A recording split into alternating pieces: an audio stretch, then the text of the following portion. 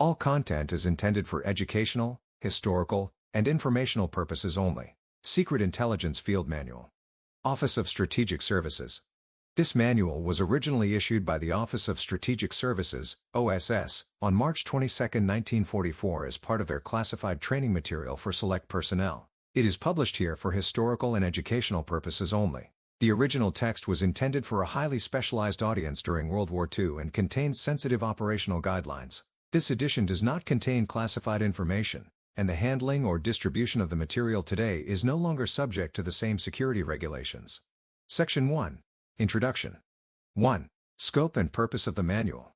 This manual outlines the operational principles, methods, and organization of secret intelligence as part of strategic services activities, excluding intelligence obtained through counter-espionage methods, which is covered in a separate manual. Its purpose is to provide guidance to authorized SS personnel involved in operational planning and training in Washington and at field bases. Due to its highly secret nature, this manual will have very limited distribution.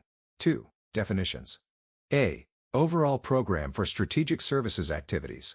A collection of objectives, ranked in order of priority, importance, within a specific theater or area. B. Objective: a main or controlling goal for achievement within a theater or area by strategic services, as outlined in the overall program. C. Special program for strategic services activities. A statement detailing the missions assigned to one or more strategic services branches, designed to accomplish a specific objective. It includes a summary of the situation and general methods for achieving the assigned missions. D. Mission: a statement of purpose within a special program, set forth to achieve a given objective. E. Operational plan. An elaboration or expansion of a special program, providing the specifics and means of carrying out the specified activities. F. Task: a detailed operation, typically planned in the field, that contributes to the accomplishment of a mission. G. Target: a location, establishment, group, or individual that activities or operations are directed towards. H. The field: all areas outside of the United States where strategic services activities take place. I. Field base. An OSS headquarters in the field, designated by the name of the city where it is located, for example, OSS Field Base, Cairo. J. Advanced or subbase, an additional base established by and reporting to an OSS field base. K. Operative. An individual employed by and responsible to the OSS, assigned under special programs to field activities. L. Agent. An individual recruited in the field who is employed and directed by an OSS operative or a field or subbase. M. Subagent. An individual who is not a regular member of the OSS but is employed and directed by an agent in the field. Subagents may be paid or may serve as volunteers. N. Informant. An individual who, knowingly or unknowingly, provides information to an OSS operative, agent, or subagent. O. Cover and open status, either assumed or genuine, which serves to conceal the secret activities of an operative or agent. P. Cut out: a person who acts as a communication link between two individuals, primarily for security purposes. Q. Resistance groups. Individuals organized in enemy-held territory to undermine the enemy through methods such as sabotage, espionage, or non-cooperation, without engaging in direct military operations. R. Guerrillas. An organized group of individuals in enemy-held territory, indefinite in number, conducting irregular operations against the enemy, which may include military or quasi-military actions. 3. Functions of the Secret Intelligence Branch. The primary function of the Secret Intelligence (SI) branch is to collect, evaluate, and disseminate secret intelligence. This intelligence is shared with the appropriate OSS branches, as well as military and other authorized agencies. Supplementary functions include establishing and maintaining direct liaison with allied secret intelligence agencies, and obtaining information from underground groups through direct contact or other methods. 1. Collection of information. Information is collected from neutral, enemy, and enemy-occupied countries, outside the Western Hemisphere, by secret intelligence operatives and agents working undercover. This information is gathered through personal observation, strategically placed informants, or other available means. Additionally, information is collected in allied countries through contact with allied secret intelligence agencies, underground groups, and individuals with specialized knowledge. 2. Evaluation of information. Information is assessed based on the reliability of the source and the credibility or truth of the information itself. The following rating scale is used to evaluate the source. A. Completely reliable. B. Usually reliable. C. Fairly reliable. D. Not usually reliable. E. Unreliable. F. Untried. 3. B. The following scale is used to evaluate the truth, credibility, or probability of the information. 1. Report confirmed by other sources. 2. Probably true. 3. Possibly true. 4. Doubtful. 5. Improbable. 0. Truth cannot be judged. 4. For example, a report rated A2 would be considered a probably true report from a completely reliable source. C. In Washington, the responsibility for evaluating information lies with the SI Reporting Board. In the field, reports officers handle this evaluation. Field offices and desk heads maintain records on operatives and agents, providing the reporting officials with information to draw reasonable conclusions. Evaluating the reliability of the report content involves input from operatives, field offices, geographic desk heads, and the reporting officials, who also cross-check information against records from other OSS branches, particularly R&A, and other government agencies. 5. Dissemination of intelligence. ASI disseminates intelligence to other branches of OSS and selected intelligence to the Military Intelligence Division, MID, the Office of Naval Intelligence, ONI, Air Intelligence, A2, the Joint Intelligence Committee, the State Department, and other authorized U.S. government agencies, as well as the designated authorities of allied governments. B. Secret intelligence is also disseminated from field bases either directly by the reports officer or through the Joint Intelligence Collection Agencies, JICA, in the theaters of operations, where such agencies have been established. The functions of the Joint Intelligence Collection Agencies are 2. 1. Obtain all information within the theater which is desired by the War and Navy departments. 2. Coordinate, consolidate, and evaluate such information and forward it to Washington by the most expeditious means for dissemination among the interested agencies, and furnish the theater commander with such, this information as he desires. C. Dissemination of secret intelligence is the responsibility of the reports officer at an OSS field base and the SI Reporting Board in Washington. SI desk heads may suggest how intelligence should be disseminated. D. In general, operatives should not attempt to disseminate intelligence within the area of operations for reasons of security and the inability to properly evaluate the information. Section 2 Organization. 4. Organization in Washington.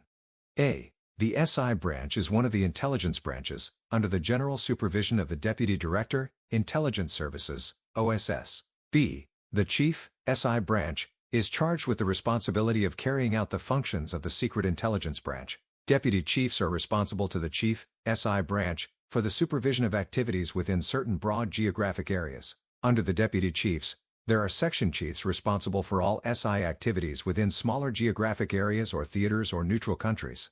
Desk heads are responsible to Section Chiefs for SI activities in smaller areas which are subdivisions of the section areas.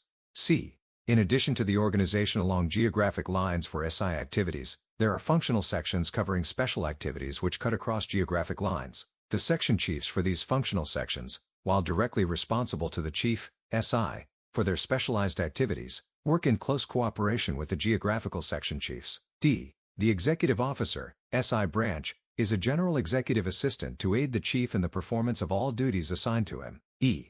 Special Staff Officers are responsible to the Chief for planning, personnel, and administration, as follows.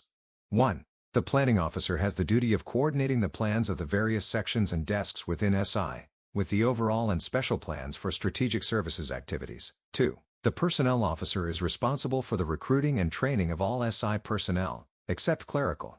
3. The Administrative Officer coordinates all administrative activities within SI having to do with procurement of supplies, budget and finance, special funds, administrative services, civilian clerical personnel, communications, and medical services. F. The Reporting Board is responsible for the evaluation and dissemination of intelligence. 5. Organization at OSS field bases. The organization at OSS field bases varies depending on the function of the base and the personnel available. Generally, it follows the same pattern as the Washington organization. The key distinction is that all field activities within a theater of operations are under the control of the theater commander, who exercises control through the Strategic Services Officer. Organization within neutral countries. In neutral countries, the SI operates as a section of the OSS mission, under the direct control and supervision of the Chief of the OSS Mission. 7. Organization of operatives and agents in the field. The number and organization of operatives and agents in the field depend on local conditions, the nature of the mission, and the availability of personnel. This can range from a single SI operative or agent to larger organizations consisting of numerous personnel across one or more networks. Section 3. Personnel. 8. Organization for recruitment. A. Section chiefs and desk heads are responsible for initiating and following up the recruiting or transfer of civilian personnel, except clerical, and for initiating the transfer of military personnel to OSS. They are also responsible for the final selection. B. The personnel officer, SI, assists the section chiefs and the desk heads in filling their personnel requirements, and channels all requests for recruitment of military, naval, and civilian personnel through the Personnel Procurement Branch, OSS. In addition, he assists in coordinating within the SI branch all matters relating to the procurement of personnel other than clerical or stenographic. C. All personnel for SI activities must be approved by the Security Officer, OSS. D. Personnel for field bases are generally recruited in Washington. Where recruiting is done locally, it is the responsibility of the SI section head of the OSS field base, under the control and direction of the Strategic Services Officer. E. The recruiting of agents, sub-agents, and informants in the field may be done by an operative or by a desk head at a field base. See Section V, Paragraph 18, for a discussion of this matter. 9. Sources for the recruitment of personnel. SI personnel are recruited from civilians or from the armed forces of the United States and its allies. Military personnel of the United States Armed Forces may be assigned to OSS within authorized allotment and detailed for SI activities. Military personnel of Allied Armed Forces may be attached to OSS for SI activities by agreement with authorities of the nations concerned. 10. Types of personnel required. A. The qualifications for SI personnel vary according to the requirements of the assignment. Members of OSS, Washington, or field-based staffs are selected for integrity, intelligence, initiative, and for special qualifications fitting them for a particular job. B. Undercover field operatives are, if possible, selected with specific cover jobs in view. Unless they can conform thoroughly to a reasonable cover, they cannot be used. Natural resourcefulness, energy, a broad general background, familiarity with the area, language fluency, patience, discretion, and judgment are important attributes. The operative should be able to handle men, mix easily, judge character so as to be able to deal with agents. Unqualified loyalty to the United States and unqualified sympathy with the vigorous prosecution of the war by all methods are essential. Section 4. Training. 11. Organization for training. It is the responsibility of the Secret Intelligence Branch to see that proper training is given to its personnel. The branch's training program is developed by a Training Advisory Committee, a Training Coordinating Committee, and the Branch Training Coordinator. The latter represents SI on the OSS Training Board and handles all relations between SI and the Schools and Training Branch, OSS. Facilities for training at special schools are provided by the Schools and Training Branch, OSS, in the Washington area. The training of agents recruited in the field is the responsibility of OSS field bases and operatives. 12. Scope of training.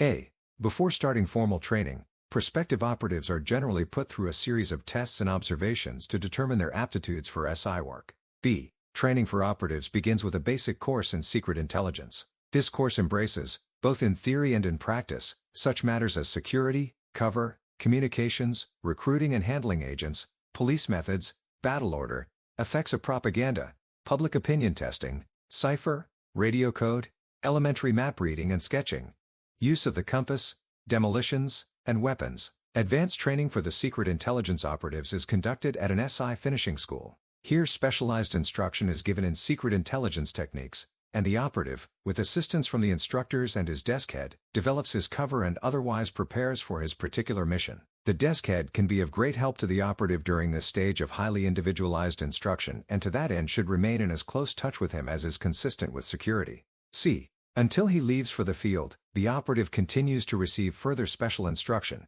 including special briefing and types of intelligence desired from the area where he will operate. Every assistance possible will be given by his desk head to that end.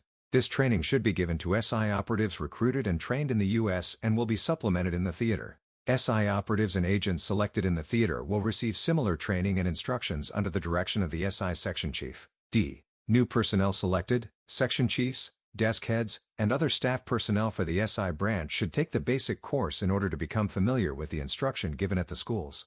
13. Training objectives. A. The SI operative must be able to live according to his cover, often in constant contact with experts in his cover activity, without arousing suspicion. He must know how to employ uncensored or underground methods of communication without undue risk to himself or others. He must be able to report accurately and explicitly and to evaluate information he receives. The ability to evaluate requires not only an understanding of persons, but familiarity with the military, social, political, economic, and religious history of the area concerned. It requires as well a working knowledge of worldwide current events.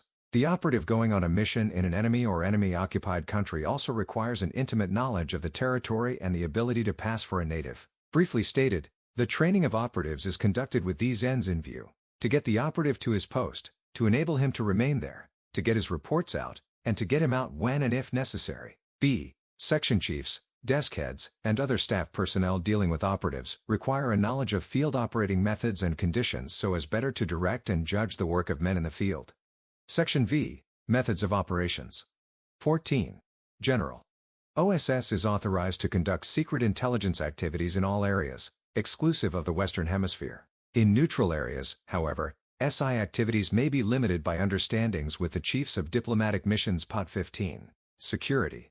A. Security is the sine qua non of secret intelligence activities. If security is lacking anywhere in the process of collecting and disseminating information, the continued functioning of an individual or of an entire network is endangered. B. The factor of security is present to a greater or lesser degree in every phase of secret intelligence activities. However, several general principles governing security may be stated. 1. No one in a secret intelligence organization should be told more than he has to know to do his own job. The less any one man knows, the less he can let slip, or be forced to tell, if taken by the enemy. As far as possible, the different activities carried on by an intelligence organization should be boxed in watertight compartments. 2. Secret intelligence personnel should be suspicious of every individual until his loyalty has been proven beyond a doubt. 3. Secret intelligence personnel should proceed on the assumption that all telephones are tapped, all mail censored, all rooms wired, all radio messages read by the enemy. C. Following are some of the specific security measures that may be taken in the field. 1. Cutout should be used by the operative whenever he considers it unsafe to come into direct contact with another individual. 2. Meeting places should be selected for the opportunities they afford the participants for an inconspicuous encounter. 3. Danger signals should be arranged in advance of meetings. In order to avoid detection at the time of signaling, a system should be used whereby a predetermined signal is given only when it is desired to indicate the absence of danger. If danger is present, no signal will be given. 4. Recognition signals to be used between persons meeting for the first time should also be arranged in advance. 16. Cover. A. Every SI operative and agent working in enemy-occupied or neutral territory must have a suitable cover, that is, an ostensibly legitimate reason for being where he is. B. Obviously, cover must be safe. That is, it must successfully shield the operative's secret activities. In the second place, it must allow the operative sufficient freedom of action to perform his mission. For the activities of the operative must be consistent with his cover. The following broad principles govern the selection of cover. 1. Social freedom. A good cover will permit the operative to mingle inconspicuously with the kind of people he will have to see to do his job. His particular mission might require the operative to meet people of all levels of society, in which case his cover should justify such varied association. It is generally easier for a man to associate with those beneath him in the social scale than with those above him. Thus, a doctor or a lawyer can legitimately meet all kinds of people, while it would be suspicious for a stevedore to associate with people in high places. However, some jobs, such as those of waiter or cab driver, allow considerable social freedom and provide effective cover for agents. 2. Financial freedom. A good cover will permit the operative to handle the sums of money his SI activities will require, for he must live within the limits of the income received from his cover occupation.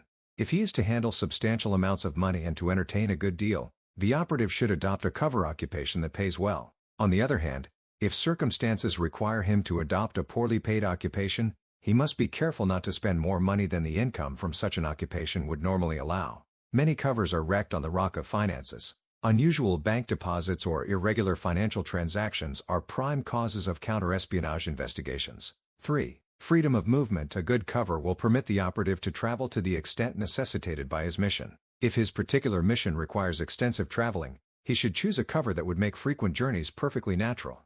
It must be remembered, however, that every trip made must have its particular cover story, a story consistent either with the operative's assumed occupation or with his assumed personal life. This story should be prepared in advance and be as true as circumstances permit. 4. Freedom of leisure. A good cover will allow the operative sufficient leisure time for the conduct of his SI activities. Therefore, his cover occupation must not demand too much of his time. If possible, The cover chosen should permit short or irregular hours of work. C. In the selection of cover, an occupation should be chosen with which the operative is familiar and which is consistent with his own experience. He should draw as much from his own life as is safe to do. Thus his story will be better able to stand investigation. The most effective cover is that which is as near truth as possible. In any case, the cover selected will be limited by the operative's personal characteristics and abilities, as well as by his mission.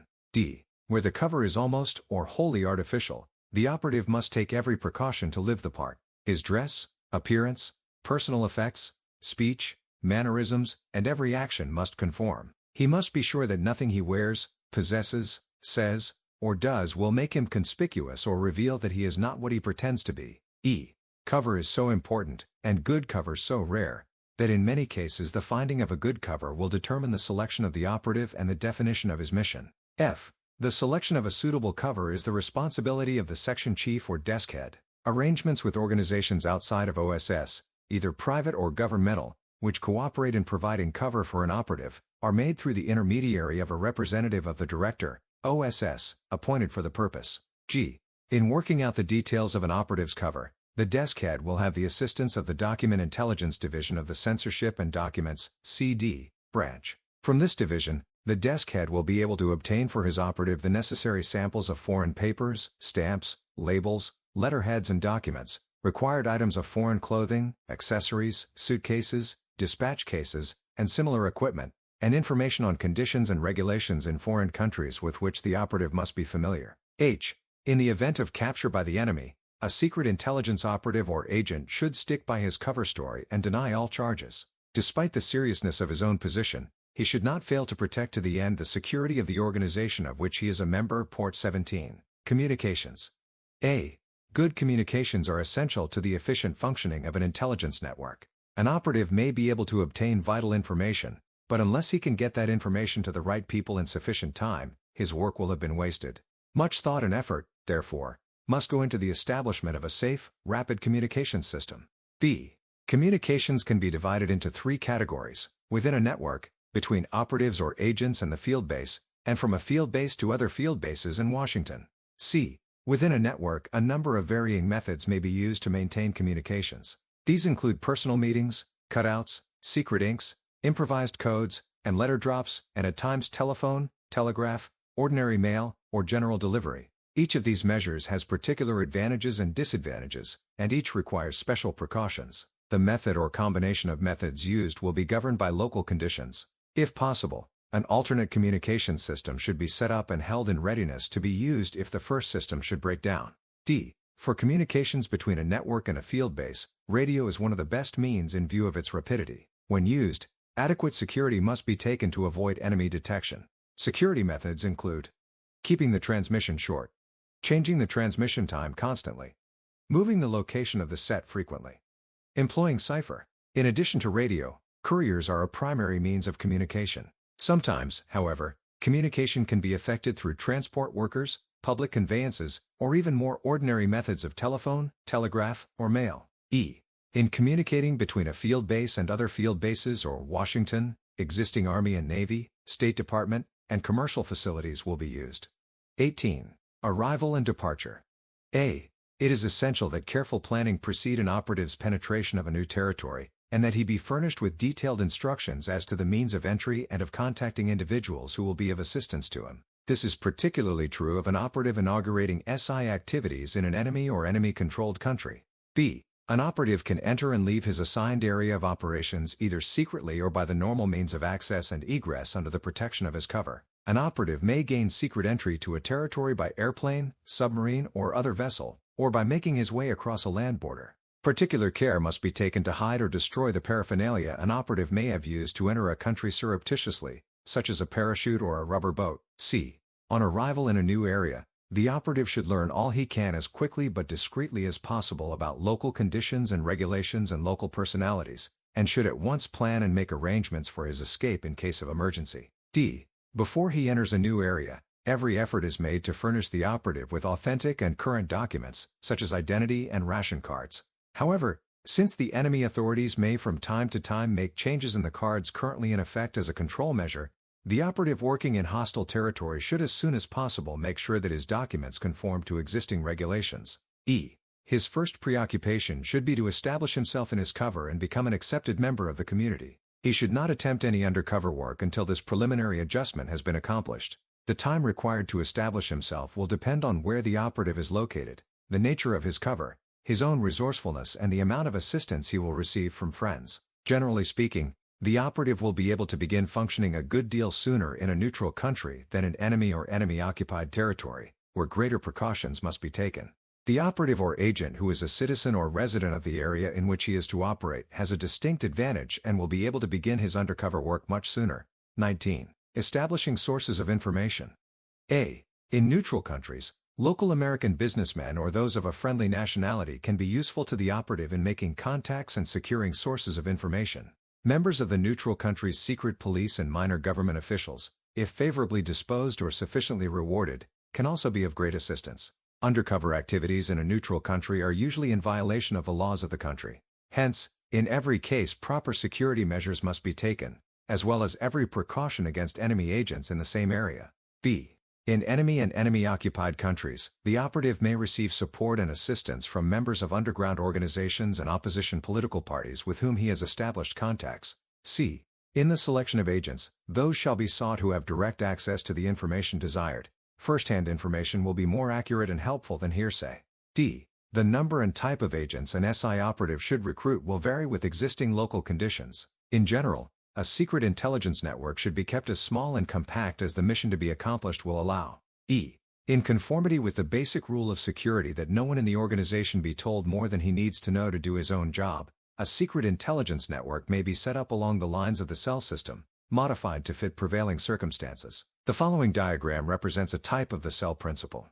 A key man, the operative, would be sent by headquarters to organize a network in a given area. This man would recruit locally one or more agents, none of whom, in case there were more than one, would know the others. The operative alone would communicate directly with headquarters, each of his agents reporting to him.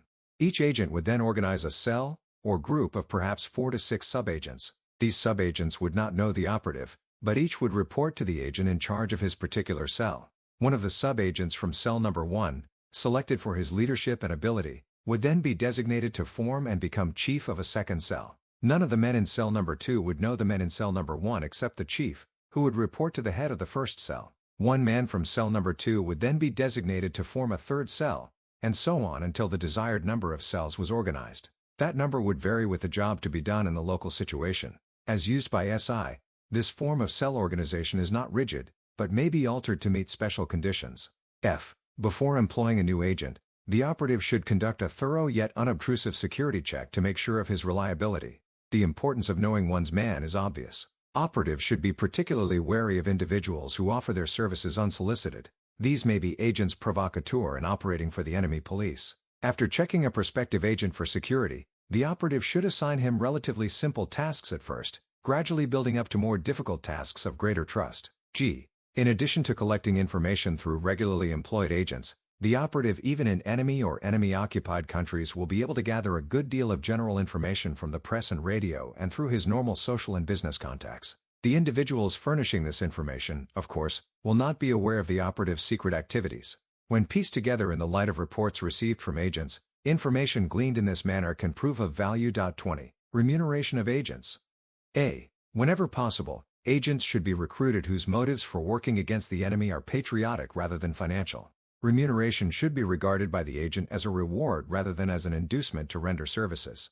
Many individuals, particularly in enemy-occupied territory, will serve as agents out of reasons of patriotism. However, agents who volunteer their services should, if willing, be reimbursed for expenses incurred in the performance of SI duties. B. Relations with agents working for monetary gain should be placed on a business-like basis from the outset. A definite rate of compensation should be agreed upon and adhered to.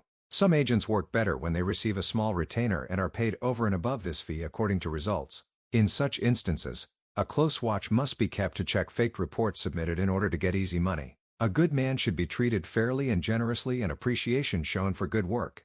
C. The terms of employment of agents should be reviewed from time to time in the light of results achieved. However, a proven man ought not to be unnecessarily harried the moment he ceases producing results. Every agent experiences unproductive lulls when information is not easily available or is simply non-existent. He should be allowed to feel that he is trusted and that he can expect reasonable certainty of employment in return for his loyal services. D. In addition to money, remuneration may be in kind, such as food, medicines, clothing, or in services and favors of one sort or another. E. If agents get into trouble as a result of their SI activities, they and their families should be given every aid possible within the bounds of security. In the event an agent is in danger of being uncovered, he should be gotten to safety and provision made for the family he may leave behind. 21. Specialization of agents. A. In ability, training, and cover, an agent should be a specialist for the type of intelligence work he is to do. Assigning an agent to a number of different types of intelligence activities reduces his effectiveness and increases the risk of his being uncovered. However, specialization should be kept within limits and not carried to a point where it requires the employment of too many agents. 22. Double agents. A. Double agents, agents working simultaneously for both sides, can prove useful to the SI operative, but the use of double agents is extremely dangerous. B. There are two general categories into which double agents fall. First is the agent who works one side against the other entirely for personal gain and who does not necessarily know that the operative, his superior, is aware of his double connection. Such an agent can be of limited value and is dangerous to handle. But if employed, particular care must be taken not to divulge, or make it possible for the agent to obtain, any information which would be of use to the enemy. C. On the other hand, there is the agent whose loyalty to the Allied cause is unquestioned and who at the same time has been able to work his way into an enemy intelligence organization. Such an agent is of greater value than the first one, for not only can he supply the enemy with false information, but he may also be able to secure information about the enemy from the inside with some degree of reliability. However, all information obtained from double agents must be checked with extra precaution to guard against deception. 23. Severing connections with agents. A. If it ever becomes necessary to discontinue the services of an agent, the particular circumstances surrounding the case will govern the procedure to be followed. As a guiding principle, however, it must be remembered that the welfare of the organization comes before that of any individual in it. The operative must be objective, and, if necessary, ruthless in deciding how to handle an agent with whom connections must be severed. However, if secret intelligence activities have been established and conducted with proper regard to security, the services of an agent may be dispensed with without jeopardizing the entire organization. 24. Relations with underground groups. A. Underground organizations in enemy or enemy-occupied territory can be of invaluable assistance to the SI operative. They may be able to advise him of the dependability of certain persons, to inform him of the counter-espionage methods of the local authorities, to furnish him with communications, or to help him collect the information he has been sent to obtain. On the other hand, the SI operative, in cooperation with other OSS branches, may be in a position to help the underground. He may be able to provide money, supplies, medicines, communications, and other services which the organization may require to carry on its work. B. In addition to maintaining relations with underground organizations in the actual area of operations, he should assist in establishing liaison between that organization and the nearest SS field base. In the case of regions not yet penetrated by SI operatives, this liaison may constitute one of the most important sources of information about the region in question. 25. Ascertaining public opinion. A. In determining popular attitudes regarding current issues, every effort should be made to get the opinions of a representative cross-section of the population. Ideally, the various groupings into which the population can be broken down as to age, sex, political party, religion, occupation, income, etc., should be represented proportionately in the group upon whose opinions the operative bases his reports. Such ideal conditions are, of course, difficult for an undercover operative to achieve. His particular cover may enable him safely to associate only with people of a certain level of society. To get the broader picture, however, he should make use of his agents and informants who may be able to move in circles close to him. In any case, the operative should indicate in his reports on public opinion the extent to which the popular attitudes reported are representative of the people as a whole or of one or more particular groups. 26. Penetrating an enemy or enemy-occupied country from neutral territory.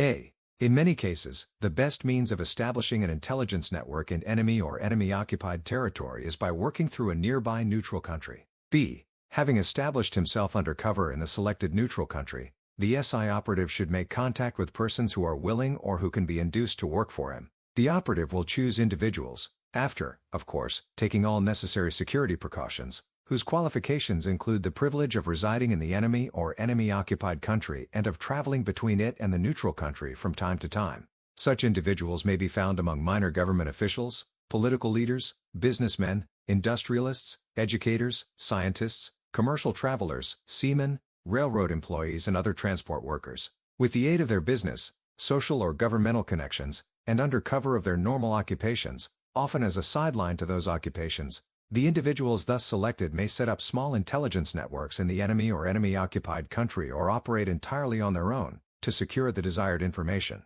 They will report to the secret intelligence operative who remains on neutral soil. Professional smugglers may also be employed to get information and materiel into or out of enemy or enemy-occupied countries.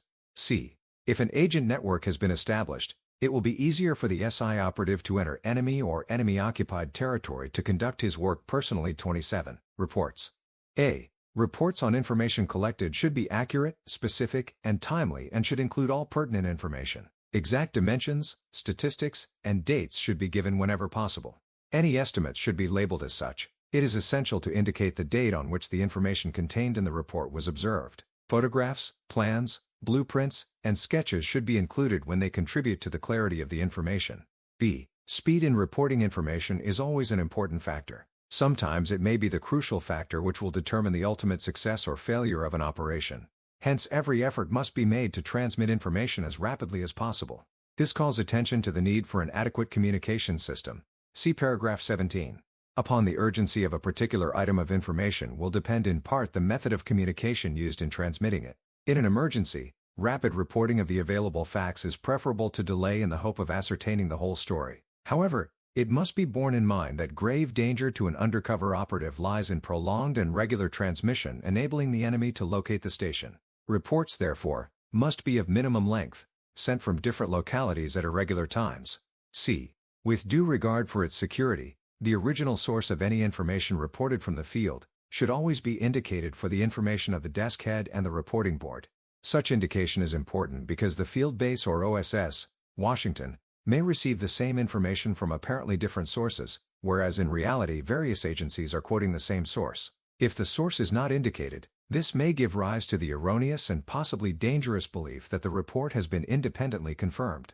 Information should be confirmed from other sources wherever possible and such confirmation noted in the report.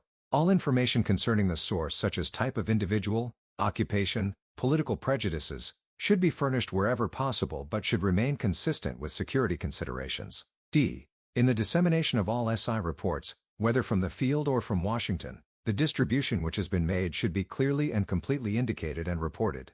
E. A clear distinction should be made in the report between fact, rumor, and opinion.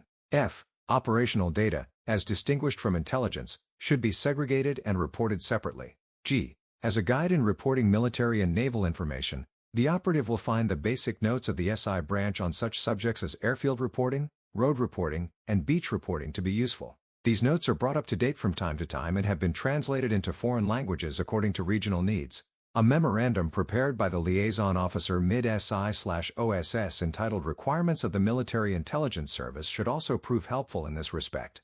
Records and documents. Generally speaking, no records should be kept. Extreme caution must be exercised by operatives and agents in the field when it is necessary to be in possession of papers relating to their SI activities. Such papers not only place in jeopardy the safety of the individual in whose possession they may be found, but also may furnish the enemy with sufficient information to cause the liquidation of an entire organization. Thus, only papers which are absolutely essential to the functioning of an organization or which are to be sent to the base should be kept, and every possible security measure must be taken to prevent that minimum from falling into enemy hands. The keeping of address books and personnel rosters is particularly dangerous and should not be recorded. In those cases where it is essential to hold documents, the danger factor may be reduced by the use of cipher or of a suitable code disguising the true nature of the information. Incriminating documents of any kind should not be carried on one's person. In that connection, messages between members of an SI organization in areas of operation should be oral whenever possible. If it is necessary to transmit a message or report in writing, the data to be transmitted should be written down only at the last possible moment before its delivery. Documents for transmission to the base should be carefully concealed until they can be safely transmitted. 29. Relation between SI desks, Washington, and SI staff in the field. A. The Washington desk heads should keep in close touch, through appropriate channels, with the staff at field bases and in neutral areas. They should keep the field heads informed of the reporting board's evaluation of field reports, and should transmit to the field information obtained from other sources that will enable the field staff personnel more intelligently to direct their future efforts. B. At intervals during service in the field, it is desirable for a field desk head and key operatives, when consistent with security and cover, to be brought back to Washington for an exchange of views. In this respect, the governing consideration must be the maintenance of a continuous organization. This will enable them to renew personal contacts with Washington staff members, to be brought up to date on any changes in policies or personnel, and to give the organization the benefit of the intangible aspects of their field experience which are difficult to express in written reports. Conversely, Washington desk heads should, whenever possible, be given the opportunity of visiting the field in order to see conditions at first hand and thus gain experience that will assist them in directing the fieldwork. C. When a field desk head or key operative returns from the field, the Washington staff should set aside sufficient time for conferences with him. It is advisable for the Washington desk head to make a preparatory review of the field member's problems and reports in advance so as to be thoroughly familiar with them at the time of conferring. Nothing is more damaging to the morale of field personnel than to be given the impression that the Washington staff is too busy to see him and cannot waste much time on him. 30. Relations between field desk heads and operatives. A. The major concern of the field desk head, whether at a field base or in a neutral area, is to keep his network of operatives and agents intact and secure. A desk head should not withdraw an operative from his place of work except under unusual circumstances or except insofar as may be consistent with his cover. His absence and return is likely to be noticed, and endanger his network of agents. The usual conditions which will lead a desk head to make an emergency withdrawal of an operative are signs in the operative of strain which may lead to a breaking point, or evidence that he is in danger of being discovered. Either contingency should be foreseen early enough to permit, whenever possible, his replacement by another operative who can more safely carry on his work. B. The desk head should maintain close contact with each of his operatives. The morale of an operative will depend upon the degree to which he feels that his desk head is personally and constantly vigilant in directing and caring for him. Before going into the field, the operative should be given a directive that is as specific as possible regarding the types of information required from his area. The success or failure of an operative's mission depends, to a great extent, on the desk head's constant attention to the details of the operative's cover, communications, and movement. Any laxity in these particulars will impair the operative's effectiveness and personal safety. C. Communication from the desk head to the operative should receive special attention.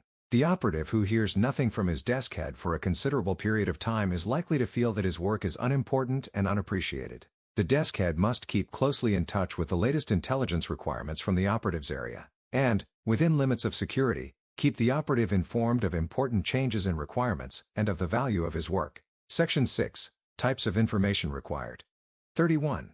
General. Since the SI branch has the dual function of servicing OSS and disseminating intelligence to a number of widely different organizations, the type of information it is required to collect is extremely varied. The order of priority for the different types of information will depend on the area in question and the prevailing situation, as well as on the needs of the different organizations for the particular area. The following lists, paragraphs 32 to 36 inclusive, typical secret intelligence objectives. 32. Military information. A. Order of battle identification, location, strength and movement of enemy troop units, aircraft, materiel, and base supply depots. B. Defensive positions, gun emplacements, number, type, size, range, and condition of guns. AA defenses, fortifications, blockhouses, pillboxes, trenches, and barbed wire entanglements. AT defenses, tank traps, roadblocks, landmines, communication and transportation facilities. C. Landing beaches and beach defenses. Location, length, width, slope and composition, depth of water offshore, shoals, reefs, currents, tide and surf conditions, terrains behind beaches, roads leading from beaches to interior. D. Airfields. Location, adjacent topography including landmarks, dimensions, length and position of runways, surface, size of plane capable of using, obstructions near field, hangars, dispersal areas, repair facilities, fuel and oil supplies, communication and transportation facilities, connecting roads and railroads, defenses, camouflage, weather conditions. E. Communications, railroads, roads, waterways, harbors, radio nets, telephone and telegraph systems used by the military. See paragraphs 34 grams, tilde, F, G, G. below for specific items of information required. F. Radar equipment type. Location. How defended, how camouflaged. G. Secret weapons and latest technical developments. 33. Naval information. A. Naval Sea and Air Forces location, numbers and identification of vessels by types and names, new or unusual types of vessels, secret weapons and devices, movements of vessels, photographs and silhouettes of vessel and aircraft. B. Naval bases location, number and types of vessels present, facilities for construction and repair of vessels, including dry docks, fuel storage and facilities, supply depots, ammunition depots, personnel depots, berthing piers, anchorage ground, air bases, radio stations, radar installations, defenses, land and air, submarine nets and mines. 34. Economic information. A. Essential war industries, location of plants, type, quantity and quality of production, defenses, camouflage, movement of plants to new locations, effects of bombing, blueprints and plans, sources of supply, labor relations. B. Electrical power installations, location, capacity and defenses of power stations, power dams and high-tension lines. C. Telephone and telegraph systems communication net, location of exchanges, number of wires or cables above or below ground, type and condition of equipment, telephone directories, measures of defense. D. Radio communications location, power, range, wavelength and call letters of stations, number, type and condition of receiving sets, best times for reception, measures of defense. E. Railroads location, motive power, steam or electric, if the latter, location of controls, transformers and substations, signal system, number of tracks, gauge, condition of roadbed, rolling stock and equipment, location of tunnels, bridges, culverts, whether prepared for destruction, repair shops, stations, marshalling yards, sidings, switches and turntables, goods and personnel transported, timetables, measures of defense. F. Roads location, width and surface, viaducts, bridges and culverts, with load capacity, road building equipment, defenses, trucks, buses and cars available, filling stations, gasoline and oil stocks, amount and kind of traffic. G. Waterways location, width, depth, locks, bridges, barges, defenses, amount and kind of traffic. H. Harbors number and size of port facilities, transportation and communication facilities, cranes, storage, refrigeration facilities, fuel facilities, fresh water supplies, labor conditions, measures for defense, number and types of vessels, with destination where possible. I. In general, all important economic changes, such as marked shortages, greatly increased production, new factories, transportation and communication facilities, destruction by bombing, repairs to installations damaged by bombing, new defense measures. In addition, SI agents may be called upon for specific information on designated areas, such as water supply and health conditions. Political information. A. Proposed changes in government policy. B. Political parties' aims, strength, importance. C. Political personalities, venalities, weaknesses, comprising activities, strong and weak points in ability and character. D. Underground movements organization, strength, aims, operations, finances, leaders. E. Labor organization strength, leaders, policies. F. Police system organization, methods, important officials. G. Hostile intelligence and counterintelligence services organization, aims, methods, relation to similar organizations in other countries, effectiveness, descriptions and personal histories of officials and agents. The collection of such information is primarily the responsibility of X2. However, any information of this nature collected by SI will be passed on to X2. H. Methods of controlling civilian population, identity cards, curfews, travel permits, rationing and other regulations, plans for civilian control on D-Day. Copies of identity cards and similar documents should be procured, together with intelligence for their proper use, to be utilized by future agents. I. Where applicable, relations between enemy occupation authorities and civil population, between enemy occupation authorities and local government, between enemy occupation authorities and local police. 36. Psychological information. A. Morale of civilian population, war workers, foreign labor, miners, farmers, civil servants, etc. B. Morale of the armed forces, relations between officers and men, between various services, between allied enemy troops, between troops and conquered peoples, between military and civilians, effect on morale of pay, food, housing, medical care, equipment, leaves, etc., discipline, military smartness, sale of equipment. C. Morale effects of bombing. D. Popular attitudes toward the government, the armed forces, the Church, United Nations, Axis countries. E. Effects of United Nations PW on morale. F. Enemy PW methods and results. G. Cleavages between groups of the civil population and between important elements of military and governmental personnel. Section 7. Cooperation of SI within OSS and with other organizations. 37. General.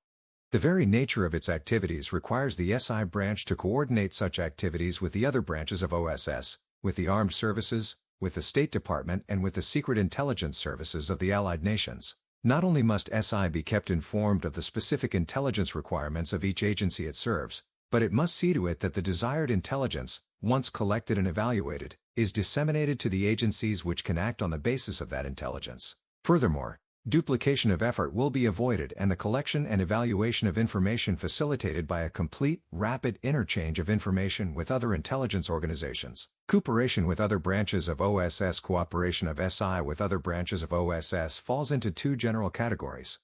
A. Cooperation within the intelligence services. The activities of the secret intelligence, counterespionage, X2, foreign nationalities, FN, research and analysis, R&A, and CD branches of OSS are coordinated by the Deputy Director, Intelligence Services.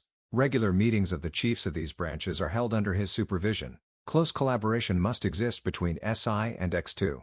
In many cases, SI and X2 have to operate jointly, with the personnel of both branches being used interchangeably to perform SI and X2 missions. Close and constant collaboration must also exist between SI and RNA, both in Washington and in the field. In order to facilitate the work of both branches, corresponding desks and section chiefs in SI and RNA acquaint themselves generally with the types of activities, other than purely operational data, currently being undertaken by each other. Foreign nationalities can serve SI with respect to recruitment. B. Cooperation with the operations branches. SI, together with the other intelligence branches of OSS, furnishes the operational groups, maritime unit, special operations and morals operations branches with information which these branches require to plan and execute their missions. On the other hand, in the course of operations, OG, MU, SO, and MO may uncover valuable information which they will pass on to SI for evaluation and dissemination to other interested organizations. 39. Cooperation with the armed forces. A. It is essential that SI cooperate closely with the armed forces both in Washington and in theaters of operations. B. In Washington, liaison is maintained between the Military Intelligence Division, MID, and SI on a reciprocal basis in order to ensure a free and rapid interchange of appropriate intelligence. Similar arrangements exist with the Office of Naval Intelligence, ONI, and Air Intelligence, A2. C.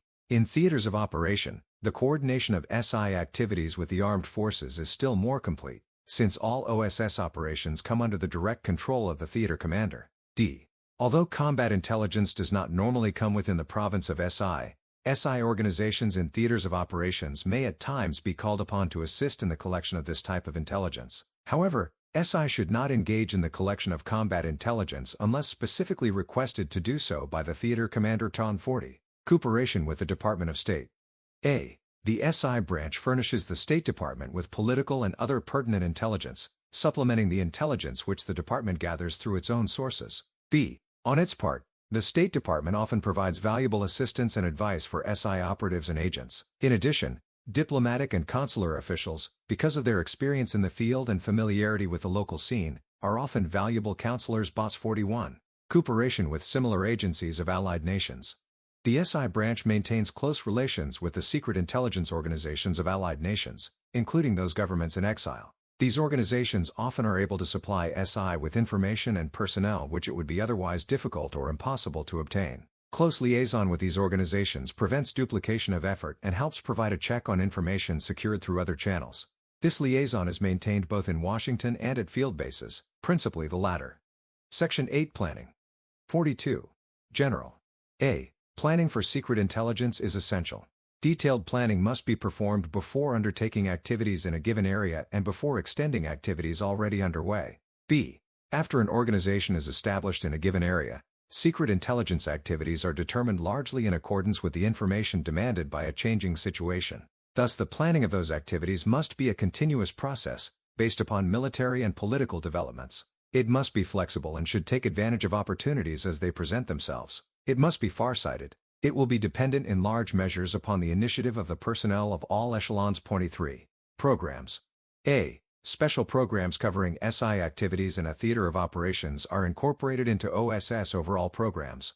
In the overall program for a given theater or area, the objectives for all the OSS branches concerned are set forth in order of importance. The special SI programs state the missions to be performed by SI to attain the general objectives listed in the overall program, present a brief summary of the situation bearing on the missions in question, and prescribe in a general way the plan to be followed. These special SI programs are drawn up jointly by the Strategic Services Planning Staff and the SI branch, and are presented to the OSS Planning Group for approval. Upon approval by the Planning Group, the programs are submitted to the Director, OSS, for his consideration and approval before being transmitted to OSS, field bases, or to OSS missions in neutral areas. B. Subject to the approval of the Theater Commander, SI programs establish priorities for SI activities in the field. In conformity with these special programs, SI prepares detailed operational plans. C. In Washington, detailed operational plans and projects and implementation of special programs are drawn up by the SI desk head in consultation with the section chief. These plans and projects are then routed through the SI projects officer, for recording, to the chief of the SI branch, for approval. The planning officer, SI, coordinates the plans originating in any one section with other plans of the SI branch. At the same time, he is responsible for coordinating plans of the SI branch with those of other branches of OSS. D. When SI, Washington, or at the field base draws up plans or projects unrelated to the objectives and missions covered in a special program, such plans and projects are reported to the Director, Washington, Attention Planning Group, for approval and incorporation into the appropriate program. E. The Chief of SI Section, OSS field bases, and in neutral countries, will provide the Strategic Services Officer of the Chief of OSS Mission with all necessary information on progress of activities under SI special programs for inclusion in his regular report to OSS, Washington. 44. Implementation Studies. SI, as well as the other OSS branches concerned, participates in the preparation of implementation studies. These studies support the various overall and special programs. They cover certain specific areas and provide supporting data and background information to be used in the preparation of operational plans. 45. Checklist. In Appendix A, there are summarized in the form of a checklist a number of the more important points that have been presented in this manual. This checklist may serve as a brief list of reminders to SI personnel to assist them in the course of their work. Appendix A. To Top Secret Intelligence Field Manual Strategic Services Checklist for SI Activities. This checklist is designed to assist desk heads, section chiefs, and other staff personnel, in Washington and in the field, in the planning and execution of SI activities. For SI, Washington. 1. Authority.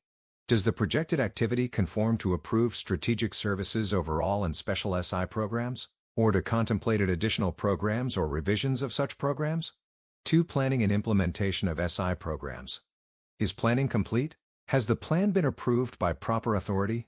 Have provisions been made for 1. Recruitment and training of necessary personnel, 2. Equipment, supplies, funds, and administrative services, 3. Adequate and secure communications, 4. Transportation to the theater. Has the advisability been considered of coordinating SI plans with those of other OSS branches and appropriate allied agencies? Do plans provide that all pertinent intelligence is available in the field for use in indoctrination of personnel for implementing this plan? Have arrangements been made to send to the field? 1. Comments on data received and further data desired, 2. Evaluation on the operatives reports. 3. Personnel. Have adequate cover arrangements been made? Have personnel about to be sent abroad in connection with prospective activities been checked individually for 1. Proper training, 2. Required inoculations and physical examinations, 3. Knowledge of types of information required, 4. Regular and special equipment, 5. Security. Has proper security examination been made of all personnel to make certain they understand all security provisions? 4. Training. Has contact been kept by the desk head with men in training? Has special training for the specific assignment been completed satisfactorily? Has the desk head discussed with each of his men, as completely as is possible, consistent with security, the proposed assignment? Has personnel been properly indoctrinated? Has sufficient emphasis been placed on security during and on completion of the training course? Are you satisfied with the security and discretion of the individual? 5. Equipment. Has meticulous attention been paid to the equipment of the individual? 1. Has he been properly equipped as an SI operative prior to departure for overseas? 2. Has particular attention been given to foreign funds, foreign documents, cover clothing, and communications equipment? 3. If not available in Washington, are they available in the field? 4. If not, have you made other arrangements for their procurement? Have arrangements been made with procurement and supply to furnish special OSS equipment? Has the base been notified of what part of the supplies not carried with personnel will be sent from Washington? Has branch chief in the field been notified to initiate requests for supplies and equipment as soon as a possible shortage can be foreseen? 6. Shipment of supplies. Has theater commander's approval been received from the field for shipment of supplies and equipment? Has field been informed of 1. Schedule of shipment of supplies and equipment, 2. Shortages in the shipment, 7. Transportation of personnel. Has approval of the theater commander been received for transportation of personnel? Have the proper documents been prepared and all authorizations obtained? Has overseas security check been obtained? Has final inspection been made of physical condition and equipment of personnel? Has the field been notified of the names, grades, and ratings of military personnel being sent, names only of civilians, as well as of the number that is to follow, if any, to complete the requirements for the projected activity or task? 8. Reports. Are reports on SI activities received from the field? Do reports indicate that the SI activities conform to approved Strategic Services Special SI programs? Are the reports from the field complete and in the prescribed form? For SI, Field 1. Authority. Does the projected activity conform to approved Strategic Services Special SI programs, or to additional activities approved by competent authority for inclusion in special programs? 2. Planning and implementation of SI programs. Is planning complete? Has the plan been approved by proper authority? Have provisions been made for 1. Recruitment and training of necessary additional personnel in the theater, 2. Equipment, supplies, funds, and administrative services, 3. Adequate and secure communications, 4. Transportation to and within the area of operations. Has the advisability been considered of coordinating SI plans with those of other OSS branches, military agencies within the theater, and appropriate allied agencies? Is plan in accordance with most recent intelligence from OSS and other available sources? 3. Personnel. Has recruitment in conformity with your plan been initiated in the theater? Has personnel on arrival from overseas been examined individually for 1. Morale, 2. Physical condition, 3. Equipment, 4. Training, 5. Indoctrination, 6. Security? Have final cover details been arranged? Training. For personnel trained at the field base, have the following points been checked? Has continuous contact been kept by the desk with men in training? Has special training for the specific assignment been completed satisfactorily? Has the desk head discussed with the men, as completely as is possible consistent with security, the proposed assignment? Is the indoctrination complete? Has sufficient emphasis been placed with the individual on security during the training course and while waiting departure on his task? Equipment.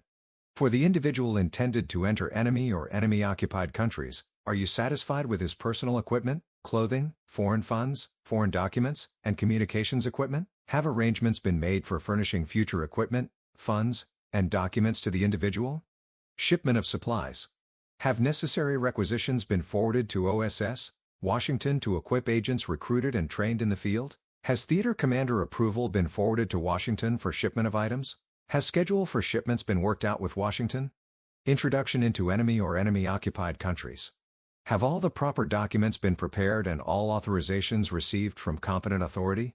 Has proper liaison been arranged with appropriate allied agencies or resistance groups? Have arrangements been made with X2 in connection with departure of personnel and its activities in the field? Have arrangements been made for withdrawal of the mission when its task is completed? Have proper arrangements been made with appropriate allied agencies, resistance groups, or our own agents assisting in the reception of personnel? Reports. Have arrangements been made to transmit to Washington reports on 1. All military, naval, political, economic, and psychological information required, 2. Operational plans made in the implementation of special programs, 3. Successes, failures, and difficulties in accomplishing missions, 4. Effectiveness of OSS equipment and devices, 5. Any new methods developed, 6. Status of personnel by activities, 7. Cooperation with allied organizations. Editors afterward. The publication of the OSS Secret Intelligence Field Manual is not just a historical document, but a true testament to an era when the world was on the brink of monumental change. Created in the midst of World War II, this manual became one of the essential tools for American intelligence, used to train agents who had to operate under secrecy, uncertainty, and extreme risk. The OSS, as an institution, played a pivotal role in the organization and execution of operations during World War II. Established in 1942, it served as the predecessor to the CIA and was America's primary intelligence organization during the war. OSS agents were tasked with extraordinarily difficult missions, from conducting covert reconnaissance behind enemy lines to orchestrating sabotage and supporting resistance movements. This manual was designed to prepare agents for operations in extreme conditions, ensuring they could execute their missions as effectively and safely as possible. The document in front of us serves as an invaluable source for understanding how secret war strategies and psychological operations were organized and executed. It contains technical instructions and guidelines for OSS agents, covering everything from the basic skill sets needed to operate undercover, to more specialized tasks like recruiting local agents, using codes and ciphers, and even techniques for misdirection. The process of creating and distributing this manual was an integral part of a broader strategy used in the war effort.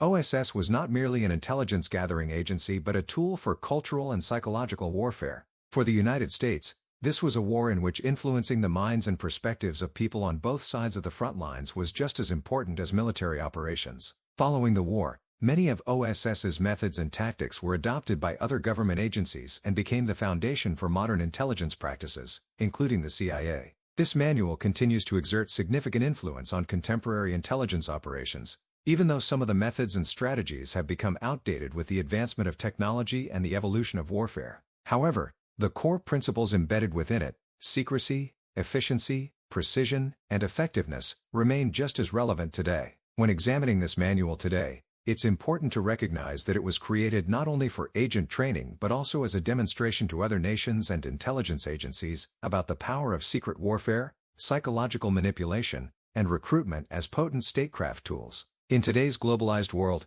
where information is disseminated instantaneously and national security depends on the ability to protect secrets and manipulate data, the lessons contained in this manual are still of great significance. While OSS's methods, such as agent-based intelligence gathering, surveillance, and other techniques, have evolved over the decades, the concept of intelligence operations as an essential component of global security remains constant. Works that describe the activities of intelligence agencies reflect not only the technical aspects, but also the moral dilemmas faced by operatives. The OSS Field Manual became more than just a historical document. It has evolved into a cultural phenomenon.